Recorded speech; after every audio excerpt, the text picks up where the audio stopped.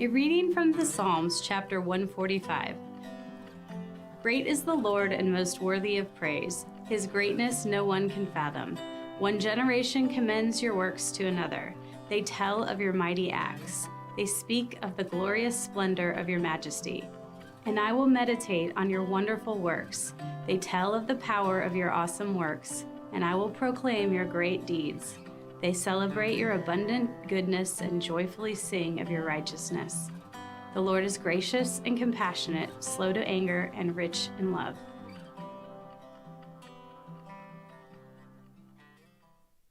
Well, good morning, everybody. My name is Nathan. I'm one of the pastors here on staff, and I want to start today by showing you a picture of my kids. These are my kids. Anytime I get a chance to show them off, these are my 4 daughters. Aren't they beautiful? Yes. We got to zoom in, though, for a minute. Zoom in right here on this trader.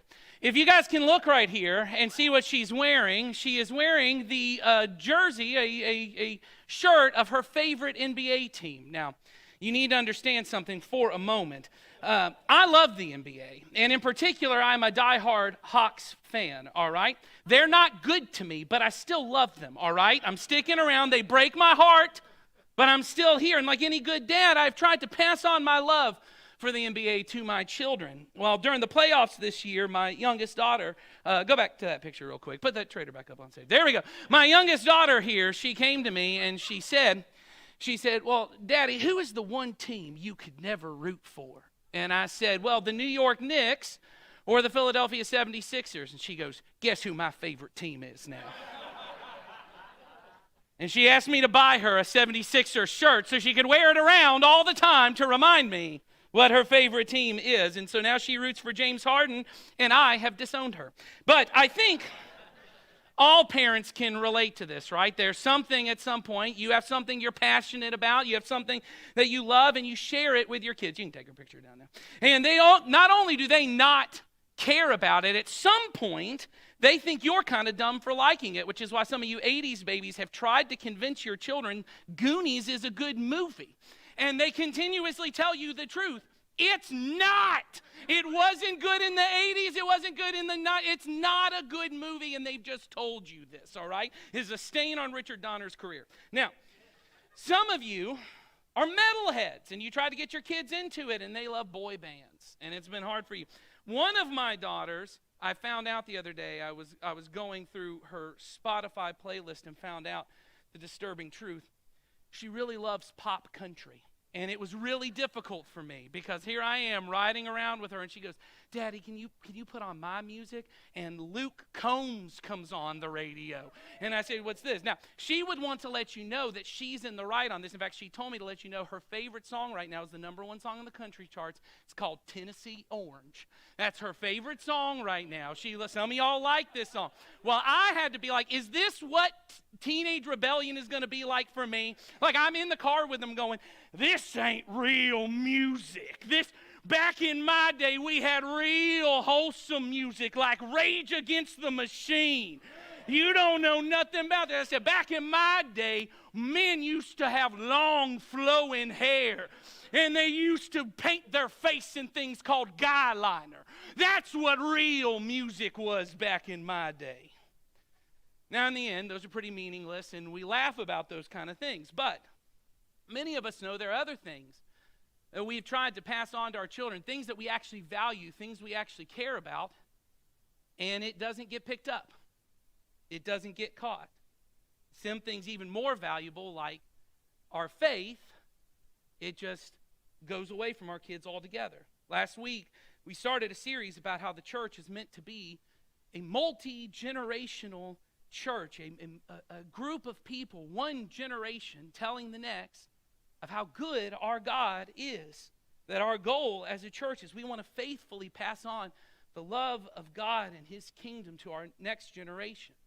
But I know every time we talk about this, there are many of you in this room who it brings up a lot of pain for you because you know what it is to see your children walk away from the faith. And it was not from your own personal lack of devotion. You were very devoted to King Jesus, and you did your best to bring your kids to church, and you taught them what God has done for you, and then somewhere along the way, well, they just didn't catch the same thing. And I know how it breaks your heart. It's not the exact same way, but I did decades, over a decade now, of youth ministry. And I carry around a lot of students who I loved very deeply and invested very deeply in. And you start to wonder, well, was it something I should have said that I didn't say? Is there something I should have done that I didn't do? I think anyone who has kids or students in your life that you love and you care about, you want to know, is there a formula? Is there something I'm supposed to do? Is there some kind of guarantee that if I do it right, my kids will be lifelong followers of Jesus? Well, the good news is I have 6 principles that if you follow them, I can guarantee you your kids will follow Jesus for a lifetime. It's only going to cost you 16 easy payments of $19.99. That'd be great, right? It'd be really easy if that's the way it worked. You're smart enough to know that's bogus. There are no promises in parenting. There are no guaranteed formulas or even prayers that you can pray that somehow override your children's free will and make them think and behave and believe like you want them to. It doesn't work that way. And we know this. Nor really is there a foolproof system on how you can convince your neighbor or your coworker or your brother-in-law to follow Jesus. There is no argument. There is no amount of evidence that you can somehow present to someone. There is no amount of invitations or good deeds or loving service. There is no amount of prayer that will persuade every person that you know to become a disciple of Jesus. It's not possible. That isn't to say that we don't pray for people. That isn't to say that we don't present evidence when it's asked for. That isn't to say that we don't invite to church. That isn't to say that we don't love and serve people, hoping they will see Jesus through us. Honestly, for many of us, we probably should be doing more of that.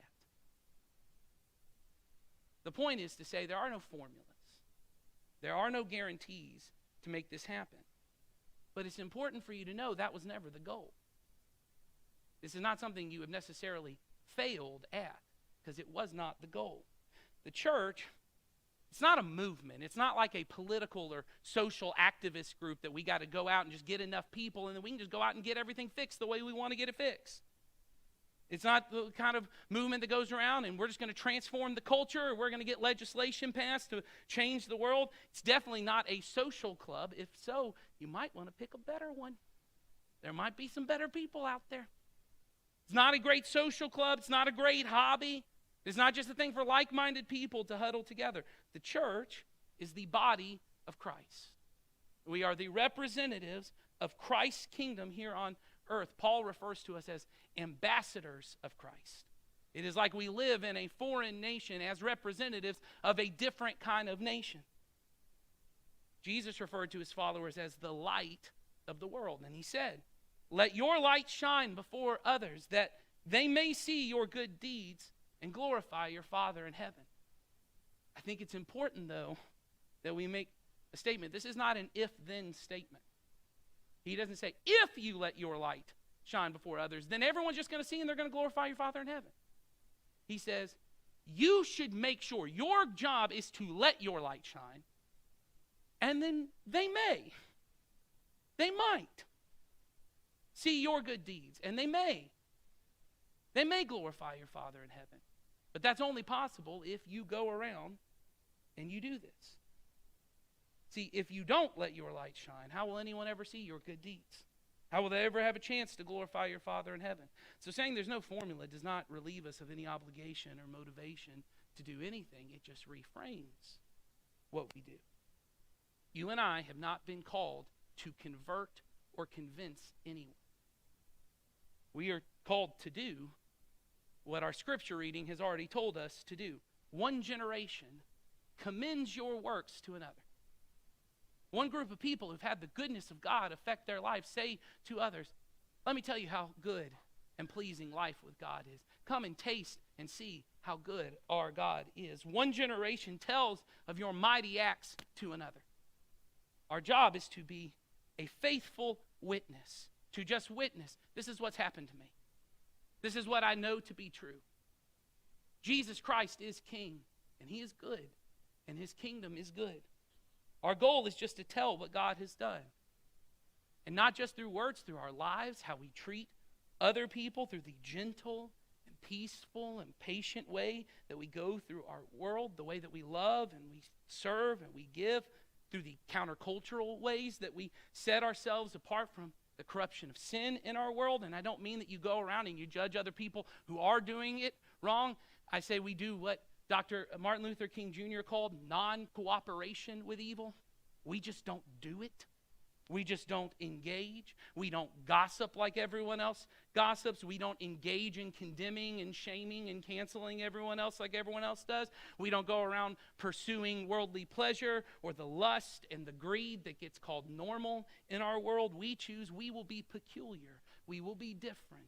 We will be set apart. And then our life together as a community of people who choose to live this way, it becomes the witness.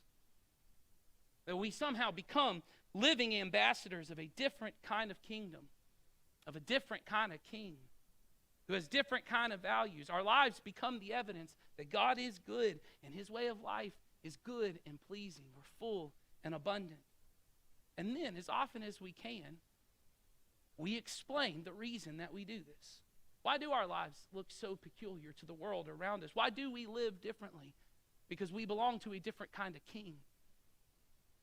And he became king by giving his life for the entire world, that anyone who would choose to follow him could have new and eternal life in his kingdom. We love because he first loved us. We serve because he was the servant of all. We forgive and we refuse to condemn others, and we give generously and we bless others extravagantly because this is what Jesus has done for us.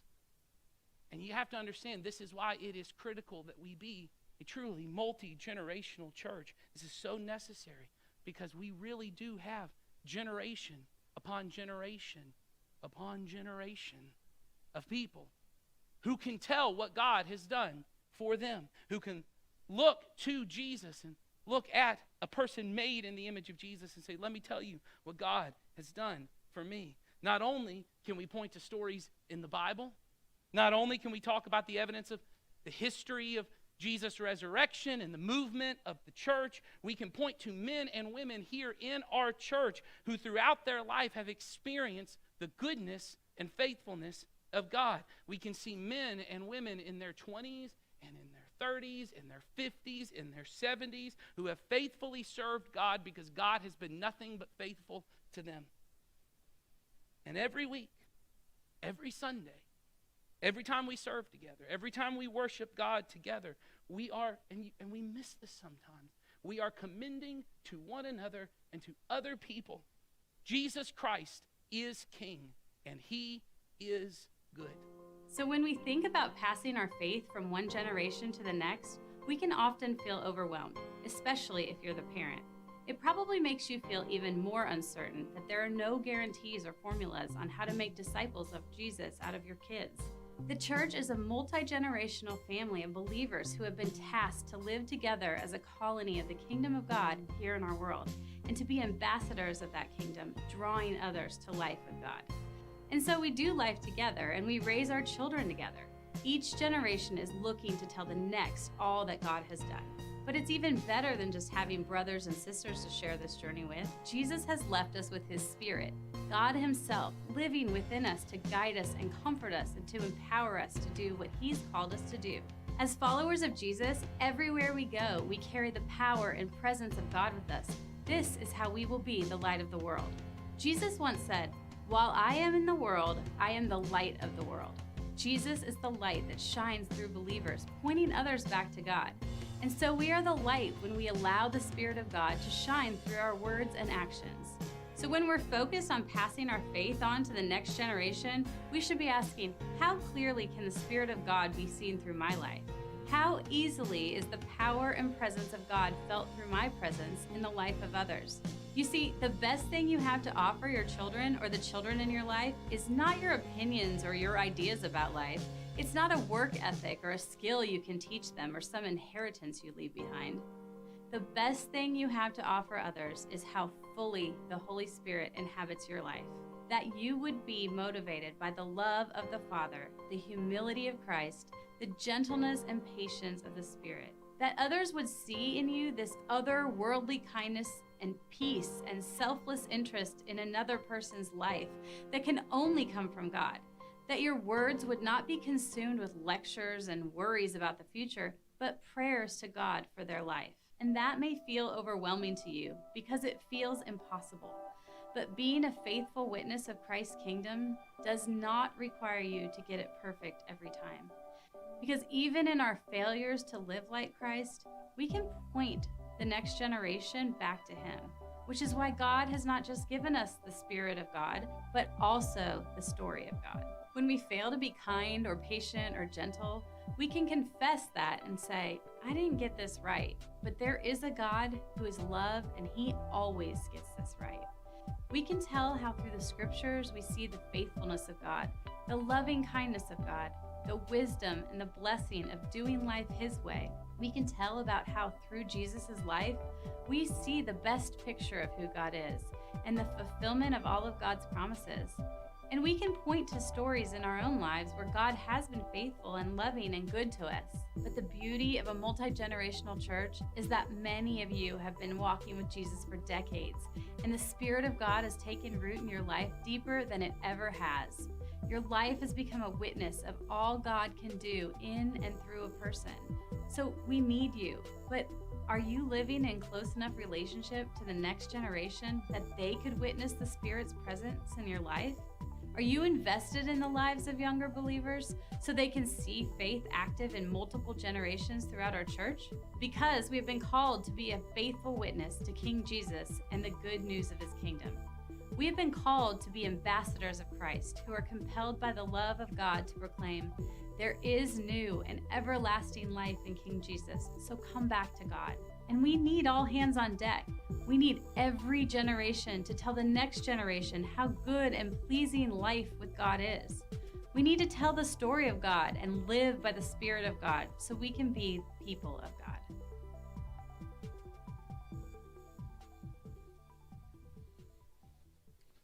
So over the last 2 weeks, we've been trying to make clear to you around those that are part of Community Christian that it's our desire at Community Christian to openly proclaim that we are intentionally a multi-generational church, that we will not be siloed like the rest of the world, that we will not become grouped in our little groups. We won't just be a multi-generational church.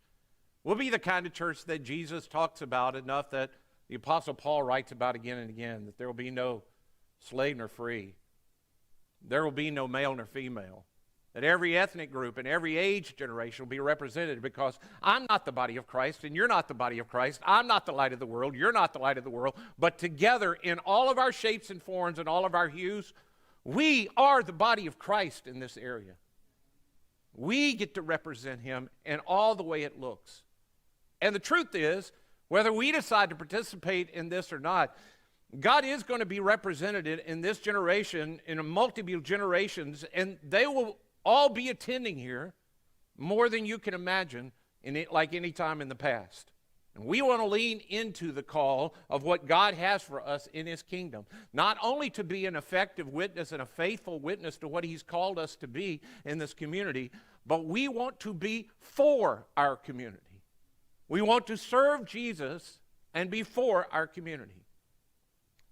Hey, I just realized I haven't introduced myself. My name is Ed, and I know I've gotten up right in the middle of the service, but I'm one of the pastors here as well, and you probably haven't thought about this, but almost everybody in business these days and everybody in our government, they're not talking about it publicly because they haven't figured out how to divide us over it, but everybody everywhere these days is talking about we're about to have 7 generations living healthy lives on our planet for the first time. For the first time in at least in anybody's memory, there will be 7 healthy generations living in our country. And everybody's concerned about it because we siloed for so long, and boomers are mad at millennials, and everybody looks at everybody else and blames everybody else for everything. And if everybody would just think and look like me, well, then everything would be okay. What an incredible, incredible time to be alive. And I mean that hopefully, because governments are never going to figure this out, and the school system isn't going to figure this out. But we are the one organization placed in the world that was intentionally intended to be across gender and across racial boundaries and across age boundaries. We were supposed to represent Jesus in the world in all our shapes and forms. What a chance the church has if we will decide. We won't divide. We will be together and we'll be united. I don't know if you know this or not, but I've been a part of Community Christian as long as there's been a Community Christian. I was privileged to be a part of the little group that started this church years ago, and it's always been our desire, and not just our desire, it's been one of our trademarks as Community Christian, that we wanted to be a faithful witness in this community, to be a place where, well, anybody could come. In fact, it's one of the things that I've loved the most about our church is that often people from other churches will send people to our church and say, hey, if you can't go here to my church because you probably wouldn't fit in. But I know a place where you'd fit in. It doesn't matter who you are. It doesn't matter what you look like. It doesn't matter your economic background. It doesn't matter how much you screwed up. You can go there because we have always wanted to be a place to represent the kingdom of God well.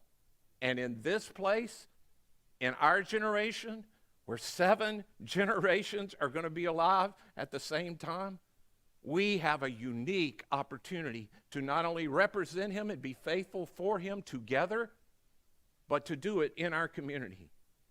In January 2020, y'all remember that, it's pre-pandemic, sounds like a decade ago, doesn't it? Or it feels that way sometimes. Remember what it was like back then? We were working with a group called the Good News Club, and we had this desire to begin serving with them in Coweta County in our schools, and they were in some schools already. But of course, before we got it started, we'd already paid our fees. We'd already begun working in the school. We were going to work at the Willis Road School. We had everything in place, and then there's an announcement that got made in March. Do y'all remember it? And everything shut down, and it shut down for us too. And as you know, our church changed. We went from being campuses to just being us. Well, over the last year or so, one of our faithful teachers at Community Christian, she came to us, and she's one of our, just one of my favorite people around here, veteran educator, who's just recently retired, said, hey, I saw the Good News Club at the school I'm working at, and I would like to help our church move in to doing a Good News Club in our county schools. And I don't think she knew, but we thought, we do too. Who knew? We would love to have that happen too. And she just so happened to have a relationship with the principal at one of our schools at Welch Elementary. And so over the last several months, we've been talking and planning and going to training to begin the Good News Club at Welch Elementary. Now, you don't know a whole lot about that, and I don't have a whole lot of time to tell you about it, but let me just say this. This is an after-school program that we can do in the schools, and we can teach the Bible in the school. Contrary to what you often hear, that's still allowed in the United States. And I know the news wants to divide you, and our political parties want to divide you over that, but it's still alive and welcomed in our schools. We have this opportunity that we can go in with this program every week, and we can be a part of that. And we need many of you who would be willing to help along with that. But in addition to that, we not only want at Welch Elementary to start the Good News Club, which will happen one day a week, we want to have many people as we can to become mentors to students in that school that come to our program and who don't come to our program.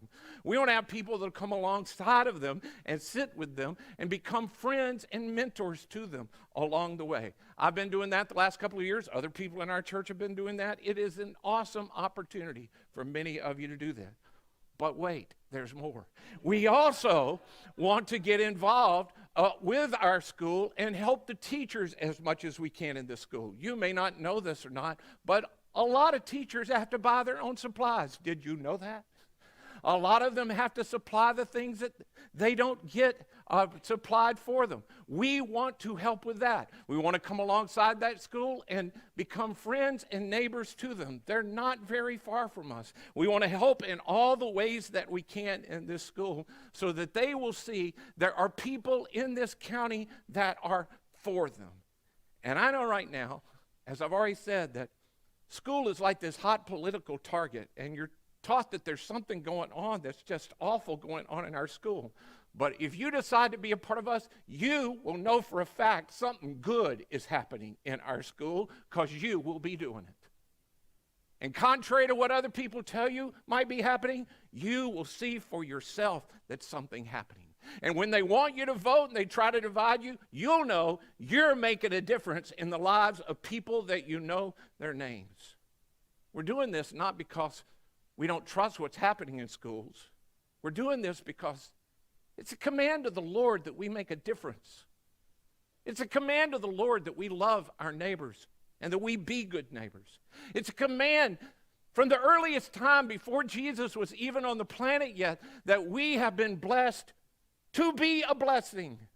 And we have been so blessed in our church. We have a responsibility, not only to the youngest generation in our church, but to the youngest generation in our community, to have a positive influence at every place we can.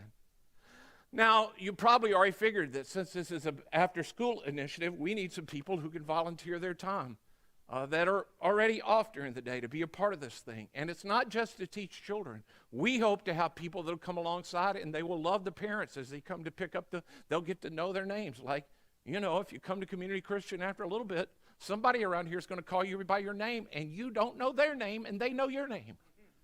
And we want that to be true for this program there. We want to be friends with the teachers that are there. We want to help in every way we can to be a faithful witness to Jesus in that school, don't we? We want to take what God has given us and interact in a way that he would be honored by. We need many of you who'd be willing to be mentors. And the good news about that is you don't have to do it where we're doing the after-school program. You can go and have a lunch with a kid and remember what it was like to have bad food at school. It's not that bad. You can sit with a kid and enjoy being with them. Often in elementary school, mentoring is sitting and just playing games with them. It's having a conversation with them. It's enjoying interacting with them and helping them know. In a culture where broken families are normal, for them who don't often know grandparents or parents, to know there's somebody older than me that knows my name and cares about me. There's somebody that loves me, who tells me they pray for me. You become a friend who supports them, who helps them, who walks with them. Some of you could become the person in their life who would be the light in their life. I spent a lot of time you get to be my age, which some of you already passed me. You get to be my age and you talk to a lot of people and they're so disappointed that that their kids don't share their faith, as Nathan talked about, or their grandkids, they're worried about sharing their faith. And they don't live close enough that they can just jack up and get their kids and pick them up and bring them to church. And they're wondering about it and they pray about it. I was having a conversation not too long ago with a man who's a very strong faith. He and I have known each other for a long time, and he wants his kids to come he wants his kids for sure, but they don't share his faith now, and he wants his grandchildren to come to faith in Christ. But his grandchildren, they don't get taken to church, and he can't get them because they live too far away. And as we talked along the way, I said, what you're going to have to do is you're going to have to do your part to do for somebody else's grandkids what you hope somebody will eventually do for your grandkids. You're going to have to do in this community for someone else's grandkids what you're praying somebody, some Christian, somewhere else will have the guts to do for your grandkids. Because you may not be the one to reach them, but you have a responsibility to be effective. So, for many of you here, the same is true for you. Will you allow God to use you in our multi-generational, multi-ethnic, our opportunity to represent the fully multicolored, multi-age body of Christ in this community? And the good news is, there's something for everybody here to play along. It's a place for you, if you're retired, to have a spot that you can make a huge difference. It's a place where if you're really concerned about what's going on in school more than just getting jacked up on some social media, you could make a difference in a school in a real way. And you ought to. Well, you should go and see for yourself at least what's going on and see if you can make a difference.